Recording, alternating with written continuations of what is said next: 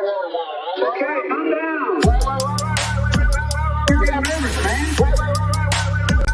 You got rivers, man. Okay, calm down. Hi, everyone. Welcome to the Katie Halper Show. I'm so thrilled to be here because, as always, if I do say so myself, we have a great show for you today. I'm not praising myself. I'm praising our wonderful guests. I'm so excited. We're going to be talking to a bunch of people. We're going to be talking to Medea Benjamin about getting roughed up at the White House Correspondents dinner. We're going to be talking to her about how she recently was arrested for interrupting Lloyd Austin. We're going to be talking to journalist and activist Bryce Greene, who was just arrested at Indiana University. We're also going to be talking to Aidan Khamis, who was also arrested at Indiana University and at the student encampment for Gaza. But first, we're going to speak to two filmmakers. Now, before I bring them on, make sure you like the stream. Make sure you give it a thumbs up. Make sure you subscribe. Every time you subscribe, a piece of Hasbara dies. That's what I just made up. That's my rule, and I'm sticking to it. And I'm probably going to be accused of hate speech now, but that's okay. Hasbara is not a person. It's a thing. It's propaganda. So yeah, subscribe, like. If you can support on Patreon, we couldn't do the show without you, and you can just do that at patreon.com/The Katie Halper Show. Again, that's patreon.com/The Katie Halper Show. For $5 a month, you get all sorts of bonus content. For just $1 a month, you make this show happen. And I think that's all the announcements I'm going to make. But I'm going to bring on our first two guests. I'm very, very, very excited to be bringing these two people on. They are co-directors of a great documentary, with a science fiction twist, if you will. It's called Lid. And those two filmmakers are Rami Younis and Sarah Emma Friedlander. Rami Younis is a Palestinian filmmaker, writer, journalist, and activist from Lid. He's written for the online magazine 972 and served as both writer and editor of its Hebrew sister site, Local Call, a journalistic project he co-founded designed to challenge Israeli mainstream journalism outlets. Rami served as a parliamentary consultant and media spokesperson for Palestinian member of Knesset, Haneen Zoabi. Rami is also co-founder and manager of the first ever Palestine Music Expo, an event that connects the local Palestinian music scene to the worldwide industry. Younis is the host of the Arabic language daily news show On the Other Hand. And Sarah Emma Friedland is a New York City-based media artist and educator. Her work has screened at institutions including Cannes Film Festival, Lincoln Center, Anthology Film Archives, PBS. Her work has been supported by grants and fellowships, including the Jerome Foundation, the Palestine American Research Center, and the McDowell Colony. Named one of the top 10 independent filmmakers to watch by Independent Magazine, she is a recipient of the Paul Robeson Award from the Newark Museum and was nominated for a New York Emmy. Friedland is a member of the Meerkat Media Collective and the director of the MDOCS Storytellers Institute at Skidmore College, where she is also a teaching professor. So, welcome, Rami and Sarah. Hey, how's it going? So good to be here. Thanks for coming. So let's start off by playing a trailer of your film, Lid, which is a documentary, but also has elements of science fiction, and we'll get into why that is. But basically, just to set it up, the way the film works is that it shows what Lid is like in reality and what Lid could have been like had the Nakba not happened, right? Mm-hmm. Is that a fair? Okay, good. That's fair. Let's take a look at this trailer for Lid. This tree has lemons, oranges, and grenades. Every day they would throw something at us, and we kept it as a reminder of what we went through. I don't want to go through a second Nakba. I am thousands of years old. Everything changes. I'm not saying I want to be a utopia, a perfect city. I just want my exiled sons and daughters back. I want to prosper again. The story of Lid is the story of Palestine. So, tell us about why you chose this as a focus of a documentary. What made you focus on a city that used to be Palestinian, is still Palestinian, right? But is technically Israeli. I don't want to even how I describe that is charged. So tell us what made you focus on this city. You start. So I'm Jewish American, and I had never heard anything about the Nakba. And in 2015, I read an article about what happened in Lid, and it totally blew my mind. I had never I'd never known this information. And where was the article? It was actually an excerpt from Ari Shavit's book, My Promised Land, which was excerpted in the New Yorker. Oh, okay. The article itself does not go far enough. So, but it definitely got me kind of in it. And so I decided, I can use my storytelling skills to, try to use film to make this more widely accessible. And so through a friend, I met Rami. Rami is from Lid, and we started working together on this. So first off, I want to say thank you for trying to kill the Hasbara. They're probably going to make you anti-Semitic for doing that, even though Hasbara is not a person. Right. Yeah. So well, anyway, so Sarah contacted me. We started working on this film, and we wanted to tell the story. And even though the story of the Nakba is a story that's been told many times in the past, the specific story of Lid, or in Palestinian cinema, a specific story of a city has not been told. So we decided to tell that story. And why include science fiction elements? Because, how do you tell a story of expulsion and ethnic cleansing that's been told many times in the past, and try to draw a new crowd, new people to it, and get people's interest? So we figured, okay, let's figure, maybe we need to think outside the box. And maybe if we imagine this place without the occupation, without the atrocities that happened in 1948, let's see what we can come up with. So we decided to weave in like two realities throughout the film. And one more interesting science fiction element, which you just showed in a trailer, you also gave a shout out to Democracy Now! So that was very cool. Yeah, because they did the voiceover, so I just stole theirs. Yeah. That was awesome. That was awesome. So speaking of voiceover, in our film, The City Speaks, we gave a voice to the city. We Palestinians, we have to keep telling the world that we have to keep reminding the world that we are human beings as well. For some weird reason, we have to keep saying that all the time, humanize ourselves. So we decided to take it to the next level and maybe humanize the space, the place we come from. So we humanized the city and gave her a voice. Yeah. And it's really cool because there's a first-person narrative that goes through it, and that first-person narrator is the city of Lid, who's a diva, as you described. Oh yeah. The Lid is an ancient city. It's more than 5,000 years old. It used to be the first capital of Palestine. Even if when I ask Palestinians about this, when I tell them about Lid and I ask, did you guys know that Lid was the first capital of Palestine? They're shocked. They have no idea. So it has this glorious, rich history, but everyone seems to have forgotten about it. So when we personified Lid, when we started thinking about Lid as a character, we thought, okay, maybe this. She's like a lounge singer that's seen better days and is now just draped over the piano in some dusty bar. Right. Well, and went through a Nakba. And that too happened. Yeah. So let's take a look at another of the piano bar. Let's take a look at another clip. This is of Isa Fanous, who is a resident of Lid, and let's take a look at what he has to say about what he witnessed and experienced as a young man as a young boy in Lid.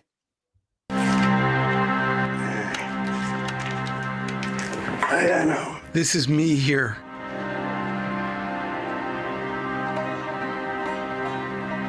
This is Samir al-Aboudi.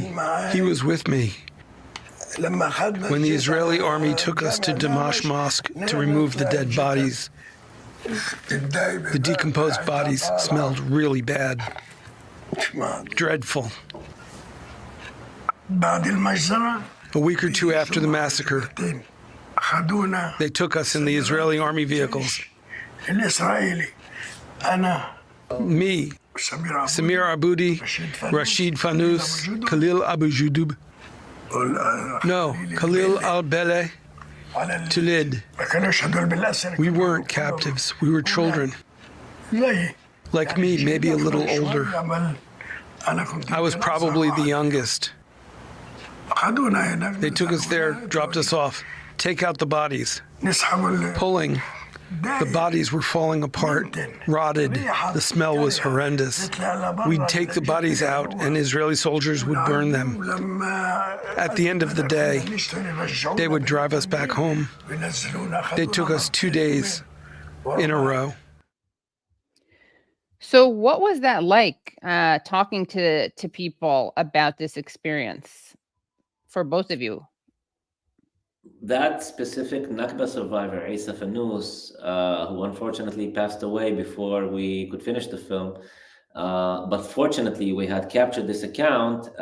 When we started filming him, we did not know that he was going to tell us that. We were researching the story of the city, and obviously I'm from there, so I knew him, but I didn't know these specific details, and no one actually did. When I knew that he was 12 years old. When we started the interview, all of a sudden he says this, and even his son was sitting in the next room, and he was shocked. He did not know that. The guy Isa was clearly post-traumatized. He was traumatized, and so we had to be very sensitive with him. So yeah, it was, for me as a Palestinian, this came as a shock, but also not.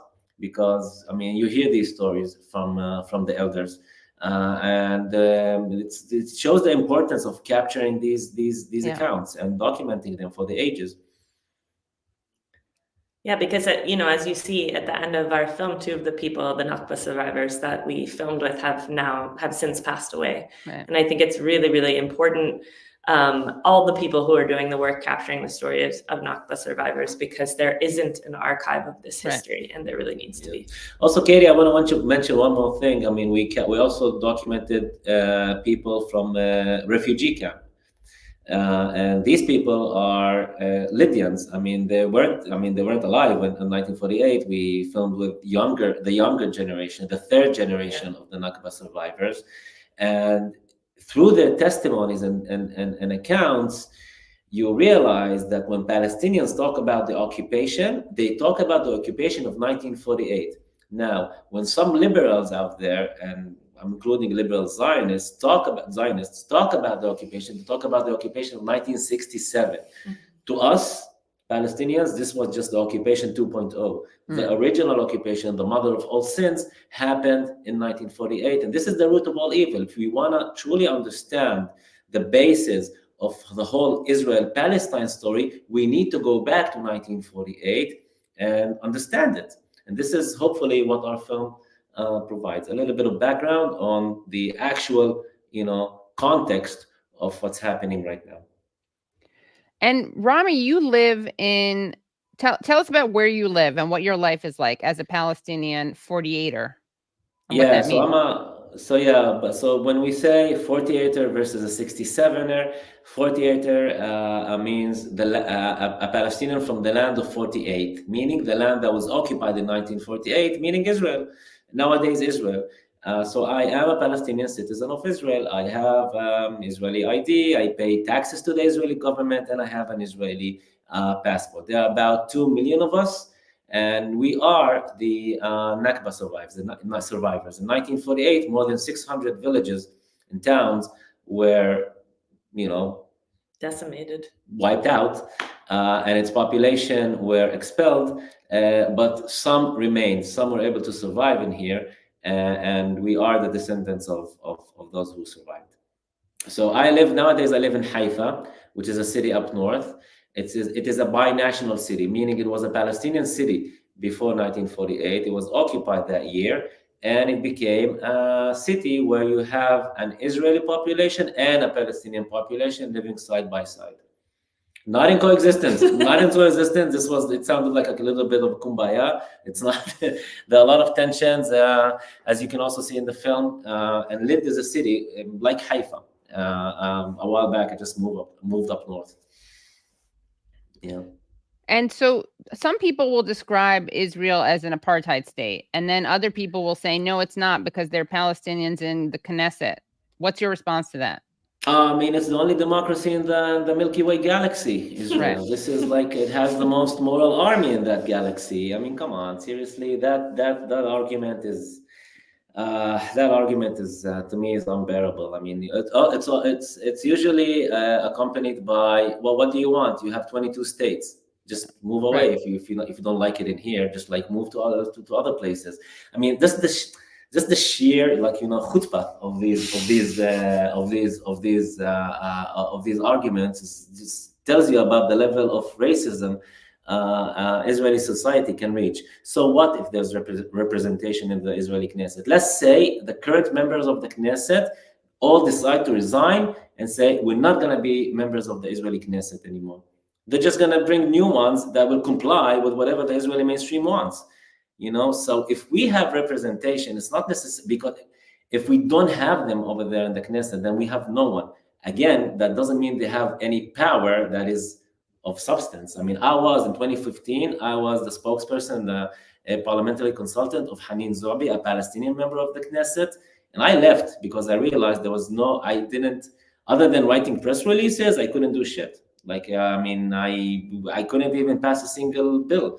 But however, being in that place provided us with some kind of access to media, access to international media. And, Palestinians, they have daily lives. We're talking about a population of 2 million people. Someone does need to represent them at the end of the day. And we rather that these people will be, with us, from us, as opposed to people that, selected by the establishment, Arabs that are pet Arabs. And, Katie, I was going to tell you one more thing. I was in San Diego about a week and a half ago. And over there in San Diego, there's a place called Balboa Park where they have houses of different countries. And there was the House of Palestine. And, I think every country celebrates its day once or twice a year. I can't really remember. So there was the Day of Palestine. I think it was April 22nd or April 21st, something like that. So I was there, and I went by the the House of Israel, and I saw like a poster with photos of Israeli Arabs. That's what they call us, Israelis. That's what they call us. We call ourselves Palestinians, right. Israeli Arabs, and they use them like, this woman, Lucy Hresh, is a TV anchor. This person, Yusuf Haddad, is a Hasbara, Hasbara activist. And they use them as examples to show that Israel supposedly is not an apartheid state, or is not a racist state, but a state that provides equal opportunities. Now, you come from the United States, and this country has a history of using people from, people of color, people of, who as, token individuals. Like the people who voted against the ceasefire, for instance. Exactly. Yeah. It's like token people. And this is, to me, this is just a joke. This is just a complete joke. And what kind of repression? I mean, I went to one of your screenings at DCTV where the film is playing for a couple more days. And before you go, of course, I want to hear, people want to know where they can watch the film. But you mentioned that the actress who did the voiceover of Lyd had faced some problems. You said that you were afraid of saying certain things. You mentioned another musician, I believe, who lives in Israel, who's been in jail. Can you talk about the repression that is happening in Israel to Palestinians? So regarding the actress in our film, she will talk. We rather that she speaks for herself, okay, when she decides to do so, because she's based on legal counseling from her lawyers. She will do that when she's available. Her trial is still ongoing. After October 7th, there was an unprecedented level of repression that we haven't seen before, and was terrifying. It was completely terrifying. I, being a media public figure back home, I have received death threats in the past. I decided after October 7th not to post anything on my social media. I even decided not to leave my neighborhood. When I walked the dog, it was just around the block for the first few weeks. They arrested everyone on right and left. Obviously, the freedom to protest for free speech was taken away overnight from all Palestinian citizens of Israel. For example, there's a very famous Palestinian folk singer called Dalal Abu Amne, who I believe had an interview with the LA Times and the Washington Post, and I forgot where, but you can Google her. Her name is Dalal Abu Amne. On October 7th, she had an Instagram, I think, or a Facebook post. La ghalib illallah. There's no victor but God. Now, Dalal is a Muslim, and to Muslim people, saying there's no victor but God is like saying thank God. It's like something we say on a daily basis, few times a day. My dad my dad prays, and he says that all the time. La ghalib illallah. They arrested her for that, and what happened afterwards? They started protesting outside her home every day. On every evening, they would come and protest outside her home. Her husband works in a hospital. They would go to a hospital where there are sick people there. Her husband is a physician, and they would protest outside.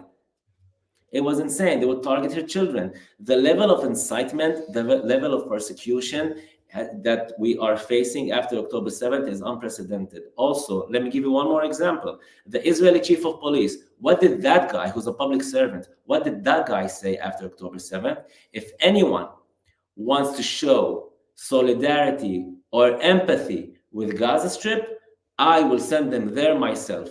Meaning, this public servant who's in charge of law enforcement said, I am going to commit an illegal act that is undemocratic if you decide to show solidarity or empathy with your families and your friends and your people in Gaza.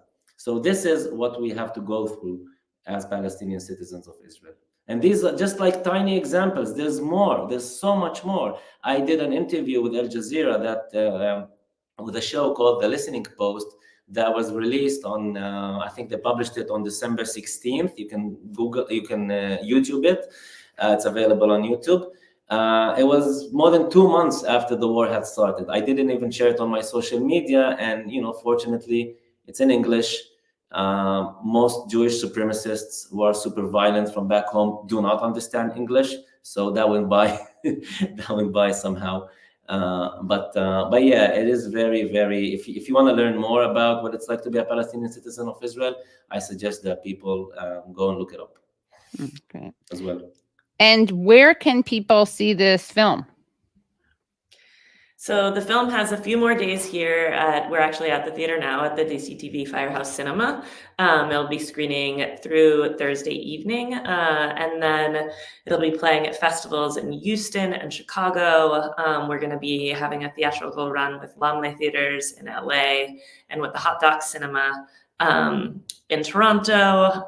It's also international. It's in Nairobi right now. It's going to be in Australia, UAE. So if you go to the Lit in Exile website, it's Lit in Exile. You'll see all the screenings there. And you can also follow us on Instagram, Rami Younis and Sarah Friedland, or follow Lit in Exile on Instagram. Great. And any final words before you go to your screening? We love you, Katie. Yeah, thank you for doing. Yeah, no, thank you for doing. No, seriously, thank you for doing what you do. We need every American media person to tell the truth and to give voice to the people that don't have a voice at the moment, and to stand up against our system and government, which you do so beautifully. Yeah. So thank you. Thank you. Well, one final question from me, actually. What is how are Palestinians in Israel viewing the protests that are happening here? I mean, not you speak for all, not to suggest that it was a monolith, but yeah, as one. Yeah. Well, as the representative of all Palestinian people, exactly. No, Palestinians back home. This is the thing. I mean, Palestinians back home are watching and are in tears. I mean, we've never thought. I mean, I was on the phone with my mom the other week, a woman in her late 60s. She was almost in tears. She's usually very cynical. She told me that she never thought in her lifetime that she would get to see this happening in the United States. People are watching. People are inspired by these students and by what's happening in the United States. Keep going. Speaking up against what's happening in Gaza isn't about being pro-Palestinian. It's about being pro-humanity. Well, thank you so much. And everyone should go see Lit. It's really great. Thank you, Katie. Thank you, Katie. Thanks.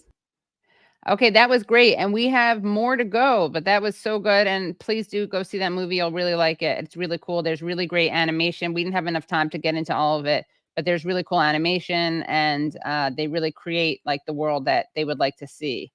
So it's very moving. And let's see, we are going to bring in our next guest. So excited to have coming back to the show, the great activist and Code Pink co-founder, Medea Benjamin, the great journalist and activist and organizer, Bryce Greene. And we are also very excited to have Aidan Khamis, who is making his debut. He is a sophomore at Indiana University and a lead organizer with Palestine Solidarity Committee at Indiana University Divestment Coalition. And he and Bryce were both arrested at the Gaza encampment. So welcome, Bryce, Medea, and Aidan. Hello. Hello, great to be with you. How's it going? Thanks so much for joining. So wanted to ask you guys, first of all, let's see where to start. Oh, I think I hear some talking. Hold on, is that? Okay, yeah, I think there's some arrest support people in the background. So we're going to mute you for now, and then we'll bring you on. I don't mean to silence you. That's all we need is another pro-Palestine organizer being silenced. So let's see. I wanted to talk to you all about the repression that we're seeing. Obviously, there's genocide in Gaza, and then there's repression here. There's protests here. And then I want to talk to you about the role of the media. But let's start off by taking a look at you, Medea. Recently, you just got arrested interrupting Lloyd Austin. So let's take a look at that clip of you arresting Lloyd Austin. But before we do that, set up why you went there and where he was speaking. Well, what was interesting, Katie, is that we didn't even know he was going to be speaking. I just happened to walk by the hearing. It wasn't announced. And usually they announce these hearings at least a couple of days in advance. And I opened the door to the armed services and realized that he was going to be speaking there and that there was a seat open. So I ran in and grabbed it. This was definitely not planned. So you could show it. But one thing I do want to say is that talking about media censorship, the camera was panned to to Secretary Austin. I was right behind him. And as soon as I got up to speak, they cut that and turned it around so you couldn't see me and you could only hear. So I think that was obviously intentionally done. Wow. Interesting and not surprising. So let's take a look at this clip of Medea doing what she does best, which is getting arrested for speaking truth to power. Grateful for our partners in Congress who help. Can you talk about U.S. leadership when supporting genocide in Gaza? Committee will come to order. It is illegal, it is immoral, it is disgusting. The whole world is watching what we are doing in Gaza right now. Secretary General, you are supporting a genocide. Stop supporting genocide. Free Palestine. Yeah. So I spoke out at the hearing where General Austin was talking about U.S. leadership. And I said, how can you talk about U.S. leadership when the U.S. is supporting genocide and the whole world is watching as the U.S. is sending weapons that violate U.S. laws, violate international laws, violate world opinion, violate basic decency and morality. We have to speak out. And I'm wearing a t-shirt that says, another Jew that speaks out against genocide. You need to stay back and not interfere with it. She will be searched again before she gets in the way. What is in there? What is the harm to everyone? Are all these Congress people who just voted for $70 billion more for going to Israel? Every one of them had blood on their hands. Those are the ones that should be arrested. I am proud to have stood up. We are all doing what we can. We must stop our government, even if it means going to jail for justice. You're arresting the wrong person. Hey, ma'am. Wow. So I'm surprised they let you in there after all these times. Well, I just walked in really quickly. Usually they don't even let us into that Right. Armed Services Committee, even though it's a public hearing. And then I was able to come back after I got let out, and we confronted General Austin in the halls as he was leaving as well. So, I feel that every opportunity we have to grab it and not only confront people like the generals who come in to testify, but confront all of these members of Congress, the vast majority of whom just voted for another $17 billion to go to Israel just last week. Right. Disgusting. And you also, Medea, were involved in the Flotilla. Can you give us an update on that? The Flotilla is a magnificent project that has antecedents that go way back into the 2004, I think was the first one. And the first ones actually made it through to Gaza, but then Israel started stopping those ships on the high seas in international waters. In 2010, boarded the Turkish vessel called Mavi Marmara and killed 10 people aboard. This time, there were thousands of people who wanted to go on this ship and hundreds of us who were coming from other countries. And we amassed in Istanbul, and we got a very big ship this time that could hold about 1,000 people, as well as a cargo ship that was huge and is supplied with over 5,000 tons of desperately needed humanitarian aid. But there has been so much pressure from Israel and the United States and Germany on the Turkish government that they delayed in giving us the permission to leave. And then the country whose flag we were flying under, each big ship has to have a country's flag, and it was Guinea-Bissau. They at the last minute pulled their flag under pressure from Israel and the United States.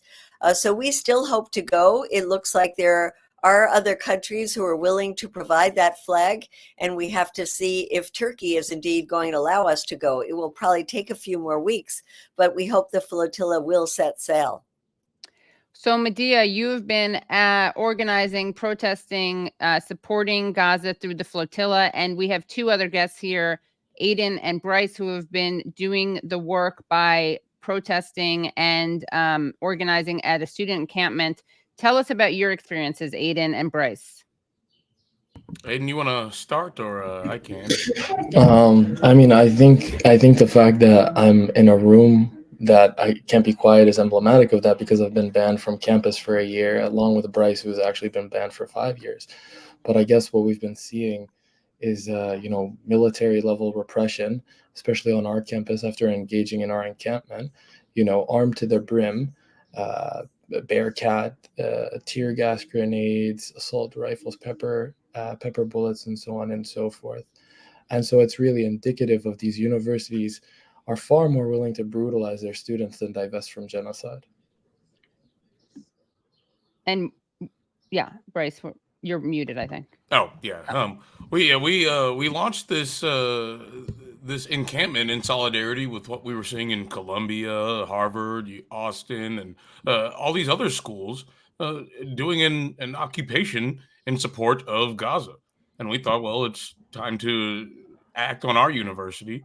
But we all understand that the only reason that this war continues, that this occupation continues over all these decades, is because Americans, and American institutions support Israel unconditionally, and any person of conscience needs to stand up and fight back against that sort of thing. And like Aidan said, we were met with military levels of repression. They busted out riot shields, heavy armor, military vehicles. There was a drone circling overhead, a helicopter flying around, and they even put a sniper on the roof and aimed directly at student protesters. Not only did they do this and arrest dozens of people, but they did it twice. And so the ostensible reason for the state troopers' repression against us, and I want to point out that this wasn't local Indiana University Police Department. This wasn't even Bloomington Police Department. This went to the state. This went to the governor's office. So they sent the governor's office into a city, into a small town, a small college town, with military levels of force to remove a tent. That was the reason that they gave for justifying their force, that there was a tent in a park. And of course, we all know that that isn't the actual reason. We know that the real reason that they repress us is because we're supporting a movement that is against genocide. We are challenging these structures of power that support the state of Israel and support the occupation and support all the death, murder, and destruction that's caused by it. If we were protesting with intent for something like, I don't know, better lunches in the cafeterias, do you think that they would have called in state troopers and military level vehicles and aiming at kids with a sniper on the roof? No, they did this because we're fighting power. They did this because we are challenging the status quo, and we have to if we are able to maintain our humanity in this genocide. And I just want to add off Bryce's point. I think it's so emblematic of the level of force they're willing to use. I mean, like I said, I always tell people, in my circles that I don't think, it's not about thinking that the reality is that Western academia is not failing us in this sense. It's built to do this. It's built to support genocide through, hundreds of years of colonialism. But what scares these individuals who uphold the status quo primarily is that these students, us and so on and so forth, and across the country are not fearful, because regardless of the military repression that we're facing, it is so minuscule compared to the violence that is being unleashed in Gaza right now, incomparable to the past 75 years of occupation, of genocide, and so on and so forth. And that's where they see, that's what they know, that these students are essentially creating their own university, their own new world. And Aidan, you're Palestinian, right? Yeah, correct. Can you tell us about your family's story? So my family's story, my family is from northern occupied Palestine, as Rami said, 48er land, from Safad. Most of my family is now in refugee camps in Lebanon, but I did spend some time in Ramallah, and I have a lot of very close friends there. And just hearing from them too about the student movement, that the student intifada is what they're referring to it, and to know that we are doing this for them and for Gaza, for all those in Gaza. I think, like Rami said, it's empowering it's empowering to really firmly stand in humanity in that aspect. And we actually have a photo of you, Bryce, getting arrested. All right, let's see it. Okay, here it is. There's you getting arrested. We also have a photo of a sniper on the roof, which is unbelievable that they have snipers there. We have a photo of, I believe, the police from behind. There they are. Is that them with their with their guns? Yes, I think this is on day 3 of the encampment. Yep. The snipers were there those first 3 days, and the school and the town were trying to say they're not snipers, and then they were being escorted by administration. Right. And then we have some footage of some arrests happening at arrest in Dunn Meadow.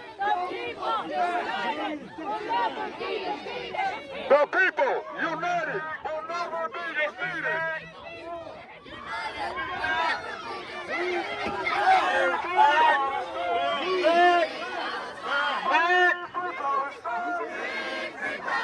Now remember, this is because of a tent.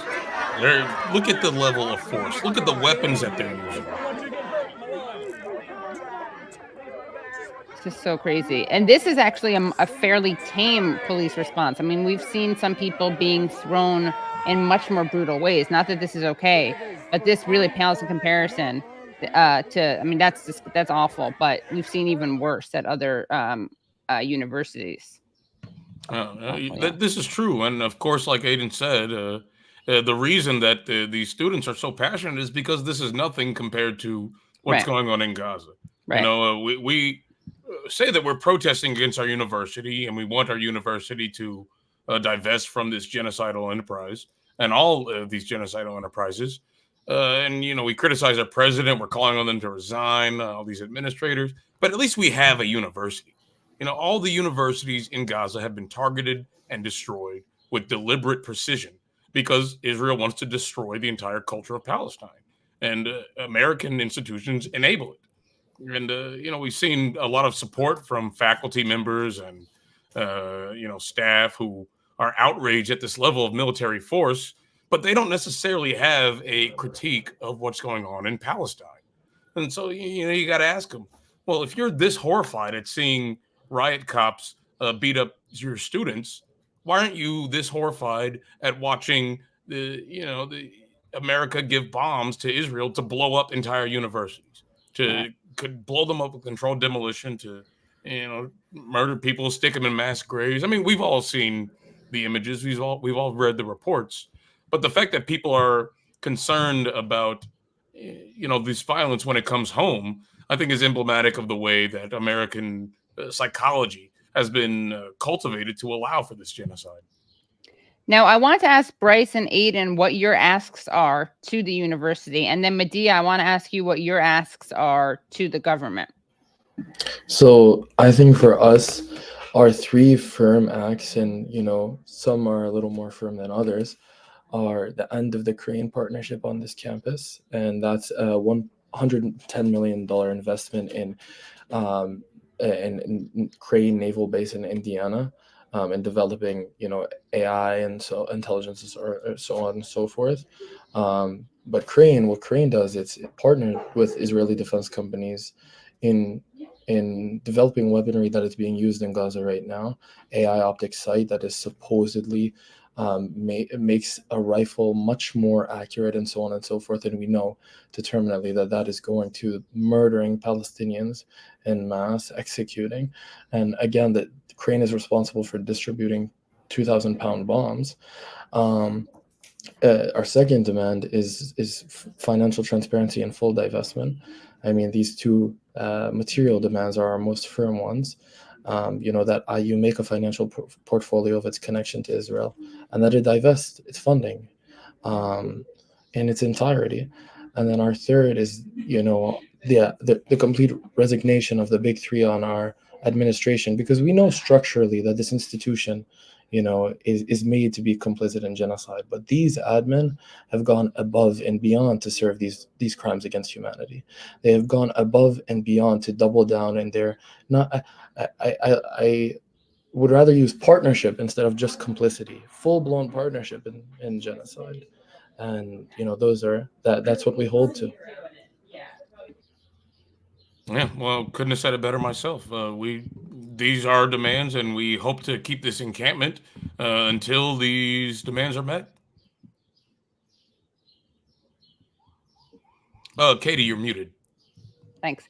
How is this university and other American universities, and then I'll turn to you, Medea, to ask you about your demands, but how is Indiana University and how are other universities complicit and partners in this genocide? All right. Well, the partnership with Crane that Aidan mentioned is one of the big ones. If they're recruiting out of this university, if they're allowing for research partnerships, if they're basically running press releases for Crane whenever they do something cool and say that, look at this partnership, look what it produced, and it's death and destruction. That's a direct way in which these universities are complicit in the genocide. But in another important way, they condition the general public in America to be accepting of genocide, to at least be able to justify it in their brains by perpetuating the ideological climate that makes Israel acceptable, that makes Palestine stigmatized, and that smears criticism of Israel as anti-Semitic. The university culture has been doing that for quite some time. In fact, Indiana University signed a partnership agreement with Israel on Campus Coalition, which is one of the major college-level Israel lobbying groups aimed at, again, maintaining the status quo, ensuring that students have a favorable view of Israel, a negative view of Palestine, or maybe no view of Palestine at all. It's one of these ways that the culture is shifted in order to serve Israel and its genocidal intent and empire writ large. And of course, Indiana University, as an R1 institution, has a lot of these partnerships. And disclosing them and divesting from them is the first step in, in ending this partnership in genocide. And that's the same for a lot of different universities around the world, especially the larger research-oriented ones.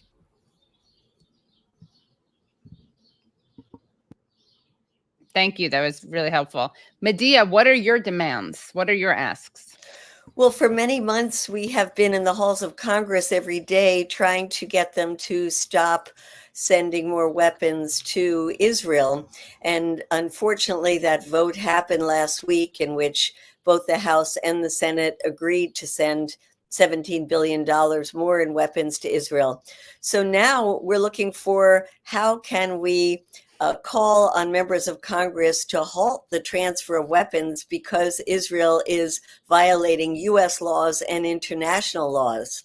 And there's a couple of hooks that we are trying to hold on to coming up. One is May 8th, when the State Department is supposed to turn in a report to Congress on the use of those weapons. And this is we already know from a leaked document through Reuters that there are branches of the State Department that are saying that Israel is indeed violating U.S. law. Now, will those be silenced, and will it just be a whitewashed report that is given to Congress? We don't know, probably. In any case, we're waiting for that. But in the meantime, there was another leak from Politico yesterday that a letter is being drafted to the Justice Department, to Merrick Garland, by lawyers, including lawyers within the Biden administration, saying that the weapons that the U.S. gives to Israel is being used to violate U.S. and international law. Now, for the others of us, on this show and people listening, they probably say, duh. But this is important in that it's coming from lawyers in and outside the administration and will give us another hook to use. And so we are going to members of Congress to say to them, you must halt the transfer of weapons to Israel. And that is our ask right now. And, we're going to be talking more about the way the media is participating in this genocidal onslaught on Gaza. And a perfect segue, I think, for talking about that is to show from talking about protests to talking about the media is to show what happened to you, Medea, when you were protesting at the White House Correspondents' dinner. So let's take a look at the protest, and then let's take a look at what happened to you, and then we'll talk about it.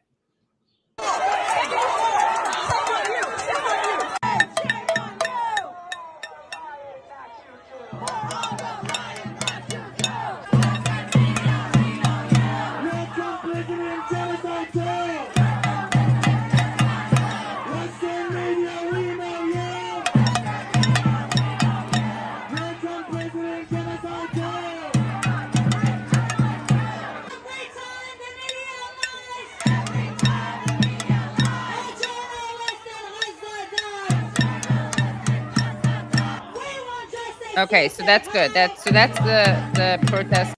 That's the protest in front of the White House Correspondents' dinner. Now let's see you trying to. Tell us what you were trying to do, Medea, when you were there. Well, we got a room inside the hotel, and we unfurled a huge 40-foot banner, a Palestinian flag. But they didn't even know who it was who did it because we got out of the room quick enough. And then we were downstairs with a very tiny sign that said 100 members of the press killed in Gaza.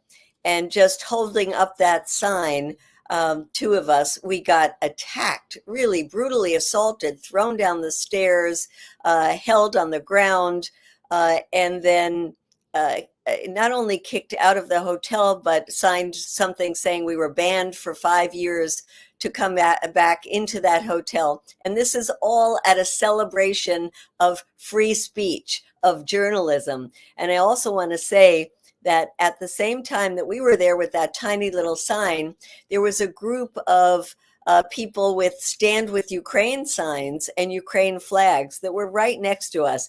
And of course, nothing happened to them. Of course, right. And let's take a look at the footage of them roughing you up. Not be putting your hands on us. You better not be putting. White House Correspondents' dinner in the Hilton Hotel, and actually had a room here. And I was standing here quietly with this sign and got so roughed up by the security and thrown out of the hotel. You journalists, come over here. Hello, journalists, come here. We're being assaulted for First Amendment right of free speech. Help! Help us, please. Help! Help us! You better not be putting your hands on us. You better not be putting. Ah! Help! Help! Ow! Ow! Ah! It's quite ironic because tonight was all about press freedom, and it seems like standing here with the sign is something that's a lot worse than 100 journalists in Gaza being killed. And let's take a look at the injury that you posted. So what is that from? That's from getting thrown down the stairs and grabbed on my leg as they picked me up. Wow. And I just do want to reiterate with what Bryce and Aidan have been saying, though, how minor this is compared to what happens to people in Gaza. And we don't want to make it about us. We want to make it about what is it that we're trying to bring up. And that is the 100 members of the press who've been murdered by the Israelis. And the fact that they could go in with their gowns, disregard the call by the journalists in Gaza to boycott that, to go in and have a wonderful meal while people are starving, and to laugh. It's all about laughing and making jokes about politics is so disgusting. And, that's a little bit of what we were trying to bring out. And the protests outside were really wonderful. People made the vests that say press and the names of the dead journalists and put them on the ground. And these people had to step over the vests as they were going into this fancy dinner. So I think it is a time to say that journalism, mainstream journalism, not journalism like you, Katie, is just, Aidan, what did you say? It's not only complicit, it's, what did you call it? Full-blown partnership. A partnership. Absolutely. I'm going to start using that from now on, not talk about complicity. You're right. It's a total partnership, and it is so sickening.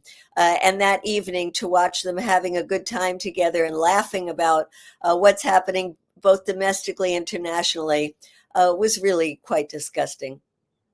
Do you know if there were any jokes in the Correspondents' dinner about the Gaza coverage? No, there weren't jokes about it, but it was mentioned so briefly in passing by the head of the Correspondents Association. But in contrast, when they mentioned Evan, what's his name, Katie Gosevich? Yeah, the from who's in Russia. Yeah, the Wall Street Journal journalist who's being held in Russia. They all got up to applaud his family who was there, recognize them, and of course, not a word about someone like Shireen Abu Akleh or a mention of the names of any of the journalists who have been killed in Gaza. Or Julian Assange, of course. Or Julian Assange. In fact, we have that clip. Can we play that clip of the statement about the journalists who risk their lives or are in jail because of journalism? Wall Street Journal, they are counting. For Moscow correspondent Evan Gerskovich, 396 days since he was jailed in Russia. The U.S. government has designated Evan as wrongfully detained. And Evan's parents and his family are with us tonight. Oh, not the stand-up. Oh, no. With you, always. Yep.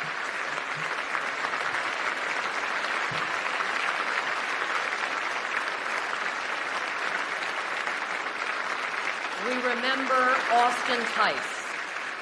I wonder if Annette Schwartz got invited. 4,276 days, nearly 12 years since he was kidnapped in Syria. His mother, Deborah, is with us. And Mrs. Tice, we are with you. And Mr. President, again, we humbly ask that you do everything you can to bring them home. And then she says something right there that actually she does mention the journalists in Gaza who have been killed, but she doesn't mention who killed them. Right. So it's a standing ovation listing all these journalists. saying, "Thank you, President Biden. Please bring them home." And also, there are journalists in Gaza dying. And yes, well, now let's move on. Well, yeah, and not only also are there journalists dying in Gaza, but also there's a journalist who you could free with the snap of your fingers with one phone call named Julian Assange. But yes, it's not. There's no connection between the United States government funding genocide and the death of journalists in Gaza. They make it seem like it's almost as kind of natural as they make hunger sound, as opposed to an inflicted famine. You know how they talk about starvation in Gaza to make it seem like it's a natural disaster. They do the same thing with the journalism, and never a mention, Katie, of the word Israel throughout the whole evening. No. Yeah, it really highlights just how disgusting the national media is on this issue, and how they are able to manipulate and manufacture the images in order to make themselves seem like, defenders of freedom, bringers of truth, and, real principled people. Whereas in reality, those principles are out the door. I remember the CNN reporter who said that the Palestinians were going to employ something called the victim doctrine, which is to make themselves appear like victims to gain sympathy from the world. That's Joseph Goebbels would be proud of that. He'd be impressed. Yeah, with that. Yeah. It's truly evil, and everyone in that room supports a system that works like that. Also, we have another clip because Bryce, I don't know. I'm not sure if I agree with you. There's something I think you're not giving Joe Biden and this country credit for, and that is something called decency. Let's take a look at what Colin Jost, the host, MC of the White House Correspondents' dinner, had to say about his dear grandfather and who he voted for and why. Grandfather, a Staten Island firefighter, voted for you, Mr. President.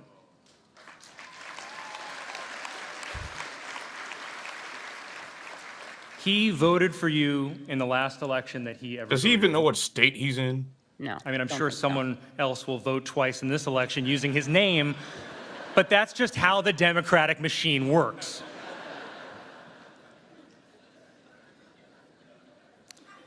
He voted for you, and the reason that he voted for you is because you're a decent man. This is the most insufferable thing I've ever seen. Disgusting. My grandpa voted for decency, and decency is why we're all here tonight. Decency is how we're able to be here tonight. Ugh. A lot of people don't know the lesson of, the media. Decency is how we're able to make jokes about each other, and one of us doesn't go to prison after. We go to the Newsmax after party. Bryce, you should say how you got 5-year ban. Yeah. And when you look at the levels of freedom throughout history and even around the world today, this is the exception. This freedom is incredibly rare. I couldn't help but notice, by the way, when he says you can make a joke and not get into trouble, I couldn't help but think of Rafat al-Arir, the Palestinian poet, professor, mentor, who was killed by Israel, who just lost, by the way, his daughter, son-in-law, and grandchild. But he was killed by Israel in December. He was targeted. He was killed in his sister's apartment building. It wasn't just a building. It was actually just that apartment. And a large reason that people were so upset at him, besides being an outspoken defender of Palestinian rights and critic of Israel and the United States, is because he made a joke that was making fun of Zionist hysteria and lying. So I'm sure Colin Jost doesn't know about that, though. And didn't he say he blamed Barry Weiss? Wasn't it Barry Weiss? Yeah, he said he blamed, because Barry Weiss tweeted about this joke he made where he was making fun of this lie. I mean, it wasn't offensive because he wasn't making fun of a baby being dead. He was making fun of the claims about a baby being baked in an oven, which wasn't true. So the punchline of that joke was like Zionist hysteria who had lied about this. Yeah. Right. What did he say? It was like, did they use baking soda? Baking soda or something. Yeah. And then his DMs were filled with such obscenities before he was killed. Yeah. It was one of the most beyond shameful things. We actually found that Rafayette had commented on one of the Twitter accounts of a Zionist organizer on our campus, just calling him out for his nonsense. Wow. Yeah. But, a lot of people here in the encampment, they don't necessarily, they didn't grow up reading and watching, Chomsky and manufacturing consent, and they don't know that the media does just straight up lie and invent things and manipulate and distort. But a lot of people in this encampment are learning this right now. In fact, there was a piece yesterday from our local Fox affiliate. They sent a guy down, and we interviewed with him, we talked with him. He was perfectly normal, affable guy. And then we look at this segment, 1 minute and 30 seconds. And in it, there's a little point where he interviews like a Zionist rabbi on campus who hates us and has been, verbally abusing us for quite some time. And he says that, the rabbi is concerned that chants of intifada, which translate to death to Jews. Like, he just said that. It's an obvious lie. Either he's quoting the rabbi and he didn't bother checking it, or he thinks that intifada means death to Jews. In any case, that's just journalistic malpractice. Some people saw this and were, shocked. It was like, oh, how could the media say something like that? It's obviously not true. I even called the station just to correct them, but I don't think it'll have an effect because, they're not there to be fact checking and to speak truth to power or to, cover the social movements of our time. They're there because they want to make content, and they want to make content in a way that doesn't get them fired. And the best way to do that is to appeal to the dominant ideologies. And those dominant ideologies are, of course, uncritical, unconditional, unlimited support for Israel, and any criticism of Israel will be met with punishment, and it's anti-Semitic. That's the line that a lot of these media organizations watch. But to watch them lie like that, he even cited a state trooper who said that the reason for the violence that they used on the protesters was because they were worried that hate speech, quote unquote hate speech, might turn into violence. If anyone who was on the ground that day knows that not a word of that was said by the state troopers, and it's all recorded, it's all there, it's all easy to figure out. But the reason that they went into the camp was because there was a tent up, and that is against the policies that they were told to enforce. So they made up this pretext after the fact, the hate speech or violence after the fact. And of course, you have the state police trooper head cop. I like pig, so trying to call them that. Yeah. But whatever, he just made up this story. It was like, oh, yes, we saw all these hate speech and we were just worried about the safety of the nonsense. But it was reported uncritically by the media, and of course that affects public opinion and how people view these protests. Right. And of course, while they were saying that we're anti-Semitic, they put my face up there, had videos of me chanting. That's how they manipulate, and that's how they maintain this support for genocide. Right. Well, I know Medea has to go, but I'd love to keep talking with you, Bryce and Aidan, if you have a couple more minutes about media bias. Yeah, we got a little bit. Okay, great. Medea, thank you for joining. I believe you have a Seder to go to. You're muted. Whoops, I muted you because I don't unmute her. At the Capitol. What are you doing? Sorry.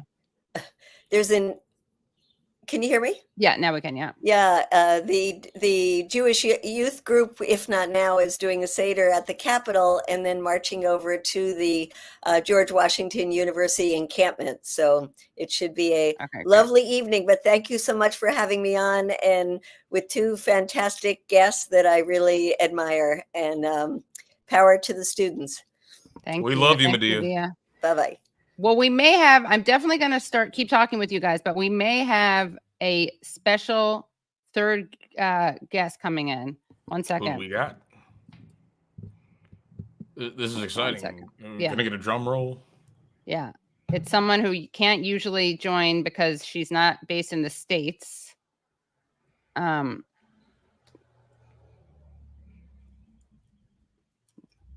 second, guys. This is like You're really going to milk the suspense, aren't you? This is like old school when I used to do really, really, really long streams and I would surprise people and you'd never know who was going to come on. Oh, she can in 10 minutes. Okay, got it. All right, in 10 minutes she'll come. All right. So we won't know for 10 minutes? All right, you want to know who it is? Yes, please. Okay, it is Rahma Zain, the great Egyptian journalist who was yelled at Clarissa Ward once and told her how they weren't doing their jobs. And she's been on Piers Morgan and she's destroyed Piers Morgan. So we're going to have her on soon. So that's exciting. I knew the name. Yeah. I hope I have the time. I'll at least stay on long enough to say hi and great. Express how much we both hate Clarissa Ward. Yeah, it's going to be it'll be a very short segment. I just want to bring her on because she wants to come on now that we can do it because she's based in Egypt usually. So can you, Bryce, tell us about some of the worst media malpractice we've been seeing around this genocidal war? And Aidan, of course, whatever your opinion also. Well, an interesting thing that happened was a New York Times reporter showed up to the encampment at Indiana University, and the New York Times is god awful on this issue and has put out many pieces of misinformation designed to justify the genocide. And so the New York Times reporter shows up again, another normal, nice, affable guy. He's not at the international desk; he's more of a Midwestern beat guy, but. I think the story has come out by now, so we'll see. But I haven't read it yet. But he was reporting on these encampments, talking about Palestine, talking about Gaza. And I asked him, I was like, well, you work for the New York Times. How do you view your paper's coverage of this issue? And he leans back, he goes, well, I think they've been pretty fair. And I said, well, I mean, you heard about the scandal with that story, with the Screams Without Words. And he said, oh, no, I don't know that story. I don't know the one. He had never heard of it. I was like, it was pretty big. The New York Times conducted an investigation into its own staff based on the leaks that were going to the media about the production of this story. And he's like, oh, well, send it to me. I'll check it out. So I sent it over to him. And he was around today and he still hasn't read it, but it's astounding to me that this guy thought so highly of his paper that he worked for without even understanding the main criticisms of it, understanding what people were saying about it, understanding how they completely fabricated material.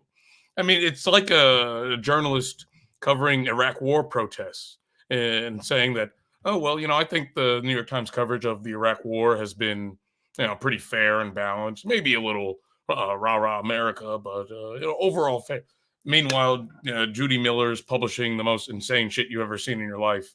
And, but again, it's another lesson. The way the media functions is not necessarily through a bunch of malicious individuals. It's through systems and structures, willful ignorance, and useful idiots. Now, I'm not necessarily saying that this guy's malicious or even an idiot, but he certainly was ignorant about his paper's role in perpetuating the genocide. And hopefully he gives that piece a read and rethinks his position. But I don't know, Aidan, what have you been seeing? Well, yeah, I mean, the reality is that this Western journalism is it's a mouthpiece for empire. You know what I mean? Like to what you said, Bryce, the whole process of manufacturing consent. And I think it plays into the role of like university institutions too, like this intellectual obfuscation, like Palestinians somehow found somewhere, we don't know, passed away without referring to, the explicit execution of children by the Israeli occupation forces, the explicit targeting, the explicit, bombings and so on and so forth in every aspect. And I just think about it too in the way students act on campus, and I have to believe a lot of the way they act is media. Some are obviously, especially from the Zionist camp, pro-genocide, but there's these students who just go about their lives like nothing is going on. You know what I mean? Nothing. And that's in part because of the intensive, psychological, weaponry almost that Western journalism has set on, you know, that people who are not necessarily engaged in and sort of like critical analyses or so on and so forth, you and not put in a position where they need to, will you know, plenty of them will not care because they're depraved, morally depraved, Right. and racist and Zionist. But you know, there's those who are just so, everything becomes so obfuscated. You know, it just pacifies the masses. Well, I have an example that just happened. If you want to see some New York Times bias, so here is something that was edited. They edited an abstract. So in an article says universities face an urgent question: what makes a protest anti-Semitic? And the abstract originally said pro-Palestine student activists, many of whom are Jewish, say their movement is anti-Zionist but not anti-Semitic. It is not a distinction that everyone buys. All right. But now they changed it to pro-Palestinian student activists say their movement is anti-Zionist but not anti-Semitic. It's not a distinction everyone buys. So they have to erase something saying that many of the pro-Palestine protesters are Jewish, because that undermines the narrative that the pro-Palestine protesters are anti-Semitic. So they have to remove that. Yeah, that account, editing the Gray Lady, is excellent. Great. It Yeah, is really is, excellent for catching up stuff like this, because you know it happens more than you think. Yeah. I think most people in journalism school are taught that if you make a change to your article that affects the content, then you should probably tell your readers. Yeah. You should probably put an editor's note that says, you know, this change was made for this reason at this time at this date. And we're sorry, we want to do better. They don't do that. Yeah, it's called a stealth edit. Stealth edit. And, you know, it happened in Gaza. It happened during, especially during the Ukraine war. Yeah. When there would be some embarrassing piece of information that would paint Ukraine in a negative light. It would be, you know, there would be a headline that says, like, you know, Ukraine screws up bad. And then they would change it to Ukraine makes minor setback, or you know, obviously throwaway example, but that was the nature of the coverage, and that is the nature of how these media institutions work to engineer and maintain consent for their empire. And it's not the journalists themselves who are doing this. The journalist, the editor, you know, they might write a perfectly good, reasonable, balanced piece, but then once it gets to the higher ups, they might say, taking out that, changing the title, changing the abstract. Okay. And then by the time it gets published in the paper, the original journalist might not even recognize their work. But that's the media system we live in. It's a propaganda system. And everyone needs to learn some intellectual self-defense if they want to make sense of the world. And this Gaza issue is one of the, you know, the more blatant examples of how this system works. Yeah. And how about the story about someone yelling "death to Jews"? I should have bleeped that out. Death, because I don't want this to get demonetized. Someone at a protest said "death to JEWS," and because of that, because of that, the protest was shut down and the protesters were arrested. This was at Northeastern in Boston, and the person who said it was a pro-Israel protester. Yeah, you ever wonder why the Zionists on campus do so many false flags against themselves? You were going to say something, Aidan. I was going to say it's emblematic because when the Zionists were lining up cheering as the military police was unleashed, many of them performed, you know, the Nazi salute, you know, as a you know, associating Palestinians with Nazis. And also we had seen and heard from our other organizers that, you know, the Proud Boys were also standing with them. So I think that's all you really need to know. And you were banned for a year, Aidan, and you were banned for 5 years, Bryce? Under what? Why? I was banned for a year. That's why I referred earlier, talking about, well, you know, in Russia, you can't make a joke. Well, Bryce made a joke and got 5-year ban. Right. Yeah. Well, yeah, what happened was, you know, they took us to processing, and they gave us the ban from campus, IUPD did.